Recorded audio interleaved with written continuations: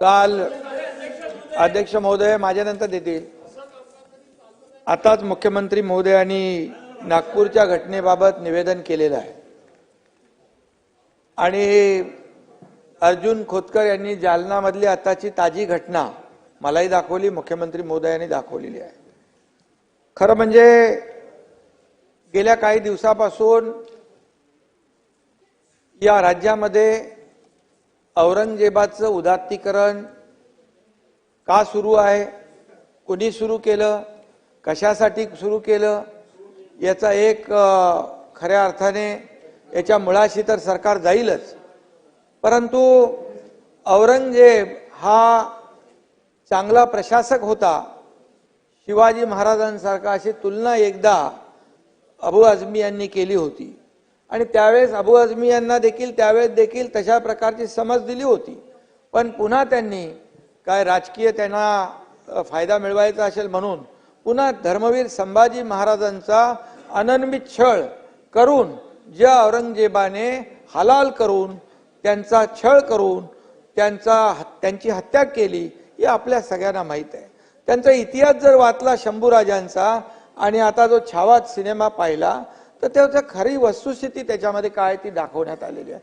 जर शंभूराजे छत्रपती संभाजी महाराज यांना 40 दिवस अनन्वित छळ केला, त्यांची जीभ छाटली, त्यांच्या अंगावरची साल्टी काढली, त्याच्यावर गरम तेल ओतलं, गरम पाणी ओतलं, त्याच्यावर मीठ टाकलं, त्याची जीभ छाटली, त्याच्या डोळ्यामध्ये गरम शिगा टाकल्या, असा अनन्वित छळ केलेला औरंगजेबाचं उदात्तीकरण करणं योग्य आहे का, हे माझा सवाल आहे.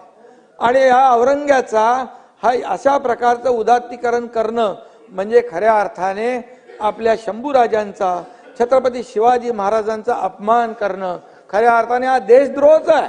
हा औरंग्या आला कशाला आपल्याकडे, आपल्या महाराष्ट्राचा घास घ्यायला आला, आपले मंदिरं उद्ध्वस्त केली, आया बहिणींचे अब्रू लुटली.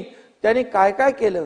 शंभूराजे सापडत नव्हते तेव्हा निष्पाप लोकांचे बळी घेतले, रक्ताचे पाट वाहिले. हा सगळा इतिहास आहे. हा सगळा इतिहास असताना औरंगजेबाचं उदात्तीकरण करणं, समर्थन करणं, आम्ही कुठल्याही समाजाच्या विरुद्ध नाही आहेत. एक सच्चा देशभक्त मुसलमान पण या औरंग्याचं समर्थन करू शकणार नाही, करणार नाही. खरं म्हणजे अशा प्रकारचं त्याचं कौर्य होतं, अशा प्रकारचं त्याची क्रूरता होती. आणि ज्या शंभूराजांना त्यांनी अनन्वित छळ करून मारलं तरी सुद्धा शंभूराजांनी बलिदान केलं, पण त्याच्या समोर मान झुकवली नाही भास्करराव. आणि म्हणून हा इतिहास आहे, हा इतिहास आहे. हा इतिहास आपल्या समोर असताना आज काल समजा नागपूरमध्ये एक औरंगजेबाच्या विरोधात आंदोलन केलं. कितीतरी आंदोलन होत आहेत. का औरंगजेब का आपला संत होता, का कोणाचा सगळे सोयरा होता, का कोणाचा नातेवाईक होता? कोण लागतो औरंग्या, कोण आहे औरंग्या?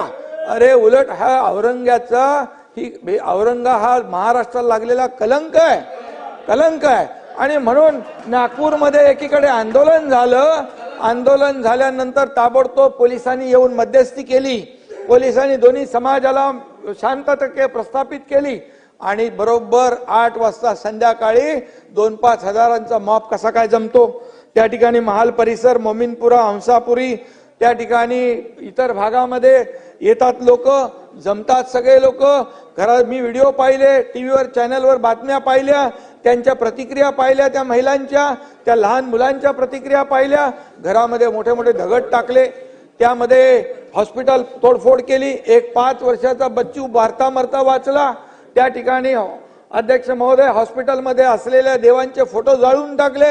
हे काय? तुम्ही आंदोलन करा ना, तुम्ही लोकशाही मार्गाने जसं आंदोलन होतं त्याला तुम्ही प्रत्युत्तर आंदोलनात द्या. तुम्ही कायदा हातात घेणार, तुम्ही आमच्या लोकांना म्हणजे तिथल्या लोकांना त्यांच्यावर अन्याय करणार. एक विशिष्ट समुदायाला टार्गेट केलं गेलं. आता देखील खोतकरनी दाखवलं ते बघा तुम्ही. आणि यासाठी काल संध्याकाळी जो झालेला हल्ला आहे, 3 DCP लेवलचे अधिकारी जर जखमी होतात, दगडफेक होतीये, कुऱ्हाडीने हल्ला होतोय, पेट्रोल बंब कुठून येतात, पेट्रोल बंब कुठून येतात, पेट्रोल बंब फेकले जातात, गाड्या जाळल्या जातात. त्या ठिकाणी मोटरबाईक, 4 व्हीलर गाड्या सगळ्या जाळल्या तिकडं. आणि हेही मला माहिती मिळाली की एका विशिष्ट ठिकाणी 100-150 बाईक दररोज पार्क व्हायच्या. काल तिथे एकही गाडी पार्क नव्हती. म्हणजे काय एकही पार्क नव्हती याचा अर्थ काय? याचा अर्थ काय लावलाय? उपमुख्यमंत्री बोलतायत, हे शोभतं का? याचा अर्थ काय की जाणीवपूर्वक नियोजनपूर्वक ही साजिश होती काही विशिष्ट समुदायाला टार्गेट करण्याची. अरे लोक तिथे जीव मुठीत घेऊन राहत होते. पोलीस येईपर्यंत असा धुमाकूळ घातला, जाळून टाकलं.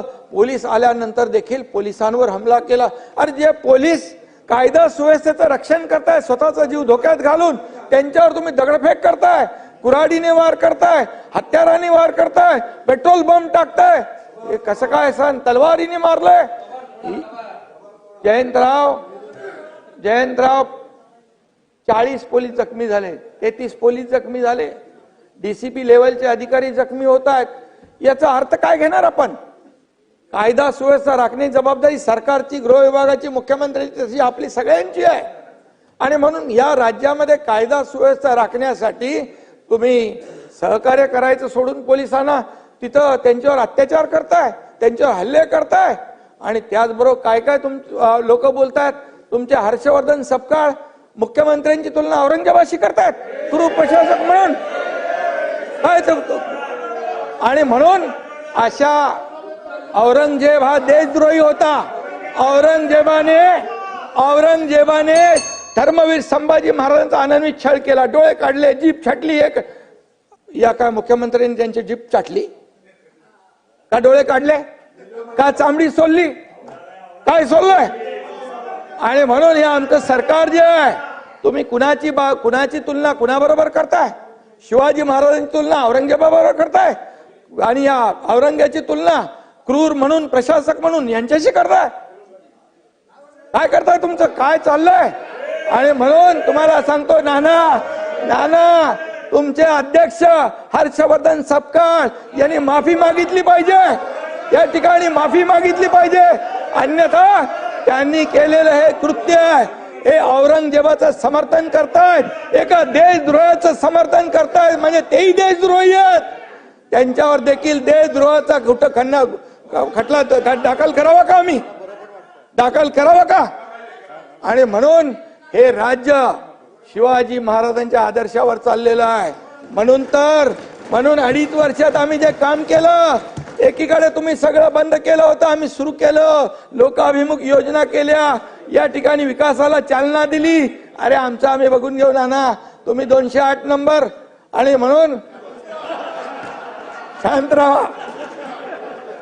आम्ही एकच सांगतो, हे शिवाजी महाराजांच्या आदर्शावर चालणार हे सरकार आहे. आणि म्हणून या राज्यामध्ये शिवाजी महाराजांचा अपमान किंवा या छत्रपती संभाजी महाराजांचा अपमान बिलकुल सहन करणार नाही. आणि म्हणून या ठिकाणी मी आपल्याला एवढंच, नाना ऐका, तुमचे काँग्रेसचे अध्यक्ष हर्षवर्धन सपकाळ यांनी तात्काळ माफी मागितली पाहिजे. अन्यथा त्यांच्यावर मुख्यमंत्री महोदयाचा अपमान केला. मुख्यमंत्री महोदयानं औरंगजेबाची उपमा दिली, जो देशद्रोही औरंगजेब, देशद्रोह ज्याने आपल्या राज्यावर चाल करून आला, त्याला माफ केलं जाणार नाही. एक बाहेर गेलाय इथला, तो बाहेर आहे, मग तो बाहेरही फिरणार नाही. आणि म्हणून सांगतो, आपल्याला बोलताना तारतम्य बाळगून बोलायला सांगा. अरे तुम्ही ब्रिटिशांनी आक्रमण केलं, ब्रिटिशांच्या देखील खानाखुणा पुसून टाकल्या. स्वातंत्र्यानंतर तुमच्या सरकारने ते पुसून टाकलं पाहिजे होतं हे सगळं, पण मतांच्या लाचारीसाठी हे तुम्ही ठेवलं. आणि म्हणून तोच आज कलंक लागला या महाराष्ट्राला. आणि म्हणून मी एवढंच सांगतो, अध्यक्ष महोदय, ज्यांनी पोलिसांवर हल्ला केलाय, निवेदन मुख्यमंत्र्यांनी केलेलं आहे, कायदा हातात घेतलेला आहे, कायद्याचं राज्य आहे, ज्यांनी कायदा हातात घेतलाय त्यांच्यावर कडक कारवाई सरकार करेल, अशा प्रकारची भावना आणि भूमिका सरकारने घेतलेली आहे. त्यामुळे इथून पुढे औरंगजेबाचं समर्थन, औरंग्याचं उदात्तीकरण कुणी खपून घेणार नाही. अरे याकूब मेमन त्याचं उदात्तीकरण तुम्ही केलं. इथं बॉम्बस्फोटचा आरोपी तुमच्या लोकसभेच्या निवडणुकीमध्ये पाकिस्तानचे झेंडे फडकवले मतांसाठी. कुठं फेडणार आहे पाप. आणि म्हणून मी आपल्याला तुम्हाला लोकांनी जागा दाखवली आहे. तुम्हाला विरोधी पक्ष नेते एवढे पण जागा आल्या नाहीत. याचं कारण तेच की तुम्ही जे काय करताय आणि आम्ही जे करतोय लोकांनी ठरवून या ठिकाणी निर्णय घेतलेला आहे. म्हणून लोकांसाठी आम्ही काम करतोय, जनतेसाठी आम्ही काम करणार. आणि या महाराष्ट्रातल्या सर्व समाज, जाती, धर्माचे लोक यांना देखील आम्ही एक समान मानून आम्ही त्यांच्या विकासासाठी पुढे चाललोय. आणि म्हणून नाना तुम्ही मनातून खुश होत असाल, पण ठीक आहे. आणि म्हणून हा विषय गंभीर आहे. आणि एवढंच मी सांगतो, या राज्यामध्ये छत्रपती शिवाजी महाराज, छत्रपती संभाजी महाराज किंवा आमचे महापुरुष यांचा अपमान बिलकुल खपून घेतला जाणार नाही. आता पुढे जाऊया. लेंग या लेंग लेंग या. माननीय आता राऊत साहेब मुख्यमंत्री काय करायचंय? मी देतोय